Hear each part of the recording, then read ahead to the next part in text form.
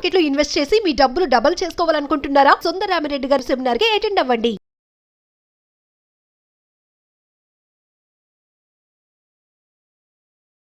Hello Sundararamireddy గారు.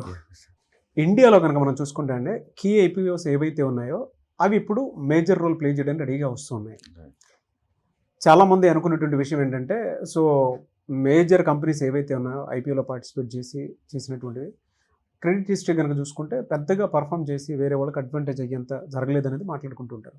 So వీటి వల్ల వచ్చే బెనిఫిట్ ఏమైనా ఉండే అవకాశం ఉంటుందా? ఫర్దర్గా ఉండేటువంటి వాటి కంపెనీస్ ఎన్ఎస్సి అండ్ జియో వాటికి సంబంధించి ఏ విధంగా ఉండే అవకాశం ఉంటుందంటారు? అది మీరు మాట్లాడింది కరెక్ట్ అండి.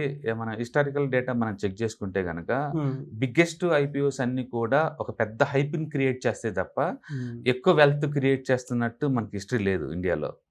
మీరు ఎంత పెద్ద కంపెనీలు తీసుకున్నా సరే జనరల్గా 8,000 crores అండ్ అబోవ్ కనుక ఐపీఓ ఆఫర్ కనుక చేస్తుంటే కనుక అలాంటి కంపెనీస్ అన్ని కూడా చాలా తక్కువ రిటర్న్స్ వచ్చే ఛాన్స్ ఎక్కువ ఉంది.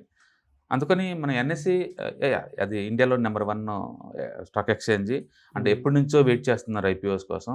ఇంతకుముందు ఐపీఓకి వచ్చిన బిఎస్సి సూపర్ హిట్ అయింది అండ్ ఎంసీఎక్స్ అంటే కమాడిటీ స్టాక్ ఎక్స్చేంజ్ అది కూడా సూపర్ హిట్ అయింది.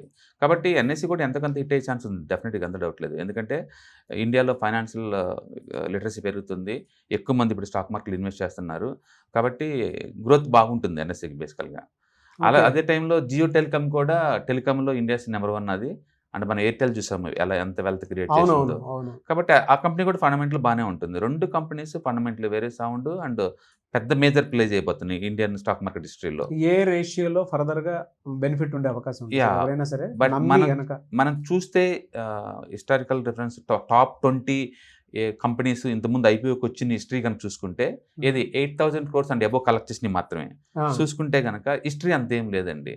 అంటే 75% ప్రాబిలిటీ జియో నుంచి అండ్ ఎన్ఎస్సి నుంచి లిస్ట్ అయిన ప్రైస్ దగ్గర నుంచి కపుల్ ఆఫ్ ఇయర్స్ వరకు చూసుకుంటే మనకి లెస్ దెన్ బ్యాంక్ డిపాజిట్ రేట్లు వచ్చే ఛాన్స్ 75% ఉంది. అంటే దెర్ ఇస్ లిటిల్ ఛాన్స్ అనమాట అది అవుట్ పర్ఫార్మ్ చేసడానికి. అలాగని చెప్పేసి కంపెనీ ఫండమెంటల్ బాగాలేదని కాదు, ఇండియన్ హిస్టరీలో అలాంటి చరిత్ర లేదు. మన కనుక చూసుకుంటే జొమాటో ఐపీఓకి వచ్చి ఇప్పటి వరకు 5 years అవుతుందండి. అదొక్కటే సూపర్ హిట్ అయింది. దాని రిటర్న్స్ 18% అండి ఫర్ యానం. అది ఐపీఓ దగ్గర నుంచి ఇప్పటి వరకు చూసుకుంటే. అలాగే ఎస్బీఐ లైఫ్ అండి ఐపీఓకి వచ్చి ఇప్పటికీ 9 years అవుతుంది. అందులో ఇన్వెస్ట్ చేసిన వాళ్ళకి ఇయర్లీ 10% వస్తుంది. అంటే దగ్గర బ్యాంక్ డిపాజిట్ అంతే వస్తుంది, ఎక్కువ రాట్లా. అంటే హెచ్డిఎఫ్సి లైఫ్ అండి ఐపీఓకి వచ్చి ఇప్పటి వరకు ఆల్మోస్ట్ 9 years అవుతుంది. ఇయర్లీ యావరేజ్ మీద 8% గిట్టుబాటు అవుతుంది అంతే, సంవత్సరానికి 8%. అలాగని చెప్పేసి హెచ్డిఎఫ్సి లైఫ్ ఇండియాలోనే 2nd బిగ్గెస్ట్ ఇన్సూరెన్స్ కంపెనీ అది. బట్ అయినా సరే వెల్త్ ఏం క్రియేట్ చేయలేదు పెద్దగా.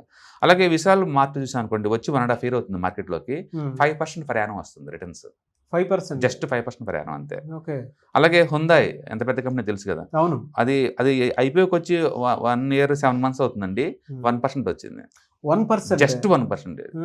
కంపేర్ టు విశాల్ మార్ట్ చాలా పెద్ద బ్రాండ్. అవును. కోల్ ఇండియా అండి India's biggest coal mining company and ఐపీఓకి వచ్చి ఇప్పటికి 16 సంవత్సరాలు అవుతుంది ఆల్మోస్ట్.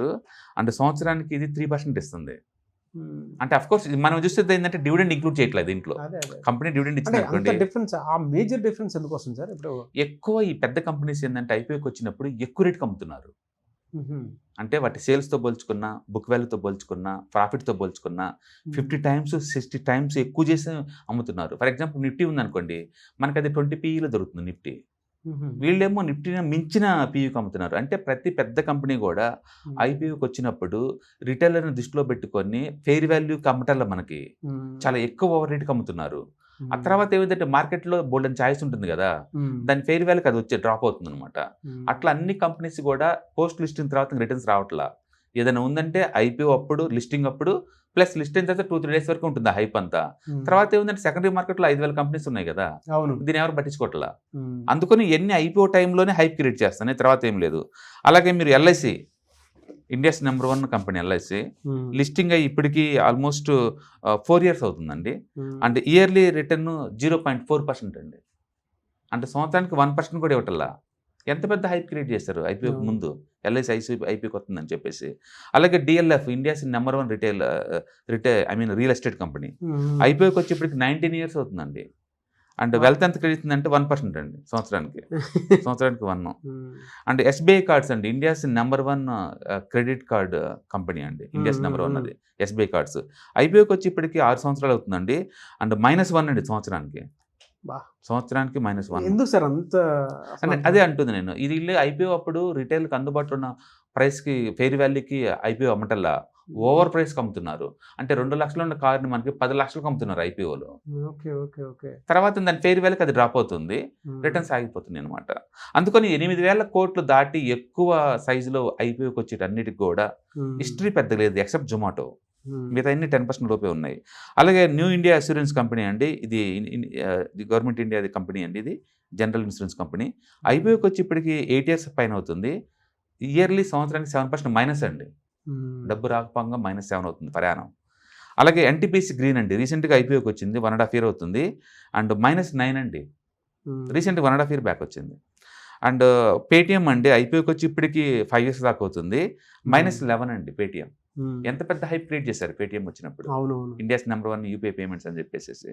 అలాగే హెచ్డిబి ఫినాన్స్ అండి, హెచ్డిఎఫ్సి వాళ్ళది, ఇది వచ్చి 1 year అవుతుంది ఐపీఓకి వచ్చి, అండ్ -12. అలాగే రిలయన్స్ పవర్ అండి ఐపీఓకి వచ్చి 18 సంవత్సరాలు అవుతుంది, -13% ఫర్ యానం చొప్పున అవుతుంది వాళ్ళతో. అలాగే హెగ్జావేర్ అండి ఐపీఓకి వచ్చి 1 year అవుతుంది, -26. స్విగ్గీ ఐపీఓకి వచ్చి 1.5 year అవుతుంది, -26. వెరీ బ్యాడ్ హిస్టరీ ఉంది. Even with in the 1 year లో వచ్చిన ఎల్జీ ఎలక్ట్రానిక్స్ వచ్చి రఫ్గా 7 months అవుతుంది, ఇది -10. ఈ రెండింటి ఏ విధంగా ఉండే అవకాశం ఉంటుంది సార్? అందుకని హిస్టరీలో పెద్ద ఈవెన్ టాటా క్యాపిటల్ రీసెంట్గా వచ్చింది, 9 వచ్చింది దానికి. ఐసిఐసిఐ ప్రొడెన్షియల్ ఎయిమ్స్ వచ్చింది మన ఐపీఓ, అదొకటి సూపర్ హిట్ 67% ఉంది. దాని మీనింగ్ ఏంటంటే 8,000 కోట్లు అండి అబోవ్ కలెక్ట్ చేస్తే మార్కెట్లో లిస్ట్ అయిన తర్వాత వచ్చే రిటర్న్స్ చాలా పూర్గా ఉన్నాయి. అందుకని మనం పబ్లిక్ ఎక్స్పెక్ట్ చేసినట్టు ఇది డబుల్ అవుద్ది, త్రిబుల్ అవుద్ది అలా మనం అలా మనం ఊహించలేము అనమాట. ఎందుకంటే అనాలిసిస్లో ఒకటే, ఇవన్నీ చాలా ఎక్స్పెన్సివ్లో ఐపీఓకి వస్తున్నాయి అండ్ అందరికి అందుబాటులో రావట్లేదు. పైగా ఈ కంపెనీస్ ఎక్కువసారి బుల్ మార్కెట్లో వచ్చేస్తున్నాయి. బుల్ మార్కెట్లో ఏంటంటే ఈ వాల్యుయేషన్ పనిచేయట్లా, ఏదో ఒక రేటు కన్నట్టు అందరూ పబ్లిక్ కొంటున్నారు. జనాల పర్సెప్షన్ ఎలా ఉందంటే ఐపీఓలో కొంటే లిస్టింగ్ గెయిన్స్ ఎంత కొంత వస్తాయి, ఎక్కువ మంది అప్లై చేస్తారు కాబట్టి లిస్ట్ అయిన తర్వాత అమ్మేద్దాం అన్నట్టు వస్తున్నారు. కంపెనీ వాళ్ళు కూడా ఓవర్ ప్రైస్లో బయటకు అమ్ముతున్నారు. ఆ రెండింటి మ్యాటర్ ఏంటంటే అయిపోయిన తర్వాత ఇంకా దాంట్లో ఏముంటుందా. మీరు రీసెంట్గా అమెరికాలో చూసారు స్పేస్ ఎక్స్ ఎంత పెద్ద హైప్ క్రియేట్ అయింది. 135 దగ్గర ఏమో ఐపీఓకి వచ్చింది, $220 వరకు వెళ్ళింది. అక్కడి నుంచి డౌన్ స్టార్ట్ అయితే రోజు పడుతూనే ఉంది. ఇప్పుడు లైవ్లో $150 వచ్చిందండి. అంటే విత్ ఇన్ 6 months కల్లా అది కూడా పోద్ది కిందకి, ఐపీఓ ప్రైస్ కిందకే పోద్ది. అందుకని వరల్డ్ హిస్టరీ చూస్తే బిగ్గెస్ట్ ఐపీఓస్ అన్ని బిగ్గెస్ట్ హైప్ క్రియేట్ చేస్తే తప్ప బిగ్గెస్ట్ వెల్త్ క్రియేట్ చేస్తున్నట్టు అక్కడ హిస్టరీ లేదు. మనం మాట్లాడుకున్నది 8,000 కోట్లు అండి అబో కలెక్ట్ చేసిన కంపెనీస్ మాత్రమే. చిన్న ఐపీఓస్ సూపర్ హిట్ అవుతున్నాయి యాక్చువల్గా. Very good information and very good analysis sir. అంటే ఫ్యూచర్లో వెల్త్ క్రియేషన్ కోసం ఎవరైనా చూసేటువంటి వాళ్ళకి వెరీ గుడ్ అడ్వైజ్ అనుకోవచ్చు. అడ్వైజ్ అనే బదులు కొంచెం ప్రికాషన్స్గా ఉండాలి. ఈ హైప్ తప్ప ఇది ఇన్వెస్ట్మెంట్ లా కన్వర్ట్ కాకపోవచ్చు అని థాట్ వస్తుంది అనమాట. అందుకని 6% మేబీ అరౌండ్ 75% వచ్చే ఛాన్స్ లేదు. అది మిగతా 25%లో ఒత్తి రావచ్చేమో, అది 25. బట్ కంపెనీ వైజ్ చూసుకుంటే ఇది ఎక్సలెంట్ కంపెనీస్. ఇటు ఎన్ఎస్సి నేషనల్ స్టాక్ ఎక్స్చేంజ్ ఇండియాలోనే 1 of the leading stock exchange. And total earnings పెరుగుతూ ఉన్నాయి. అండ్ అందులో 80% మళ్ళీ డివిడెండ్ రూపంలో అందరూ పంచుతూ ఉంది. మంచి హిస్టరీ ఉంది దానికి. అయినా సరే ఓవర్ వాల్యుయేషన్ అమ్ముతున్నారు కాబట్టి మనకి పోస్ట్ లిస్టింగ్ తర్వాత వచ్చే గెయిన్స్ మీద ఎక్స్పెక్టేషన్ పెట్టుకోమాకండి, కన్సర్వేటివ్గా ఉండండి. అలాగే రిలయన్స్ రిటైల్ కూడా అది కూడా అంతే, పెద్ద ఎత్తున వస్తున్నారు కాబట్టి పోస్ట్ లిస్టింగ్ అప్పుడు మన రిటర్న్స్ మనం పెద్దగా ఎక్స్పెక్ట్ చేయకూడదు. కాబట్టి హిస్టరీ మనం సపోర్ట్ చేయట్లా ఎక్కువ వెల్త్ క్రియేట్ అవుద్దని. అందుకని లిస్టింగ్ గెయిన్స్ ఉండొచ్చేమో, కానీ లిస్ట్ అయిన తర్వాత దీని మూవ్స్ మాత్రం అంత మనం అనుకున్నంత డబల్ ట్రిబుల్ అయ్యేంత ఏం లేదు. ఎందుకంటే అన్లిమిటెడ్ స్టాక్స్ ఉన్నాయి దాంట్లో. ఒకటి అందుకని డిమాండ్ పెద్ద టూ మచ్గా ఉండదు, రెండోది ఓవర్ వాల్యుయేషను. కాబట్టి ఇది డిస్కౌంట్ అవ్వడానికి 5 years to 10 years పడుతుంది అనమాట. మనం చూసాం కోల్ ఇండియా ఇప్పటికి కూడా ఐపీఓ ప్రైస్ దగ్గర ట్రేడ్ అవుతుంది ఆల్మోస్ట్ 19 years తర్వాత. మళ్ళీ మనం మాట్లాడిన చాలా వరకు మోనోపలి కంపెనీస్ ఉన్నాయి దీంట్లో, చిన్న ఏం కావన్నీ. ఎస్బీఐ కార్డ్స్ చిన్న కంపెనీ ఎలా అంటాం, అది ఇండియాలో number 1 credit card, 0 returns. IPO దగ్గర నుంచి ఇప్పటిదాకా 0 రిటర్న్స్. కాబట్టి పెద్ద ఐపీఓస్ అని హైప్ తప్ప మ్యాటర్ తక్కువ ఉంటుంది. Very good precaution, very good precaution to the audience. Thank you so much Sundaram Reddy. Hi, 1 day classroom ఎన్విరాన్మెంట్లో ఆఫ్లైన్ వెబినార్ జరగబోతుంది.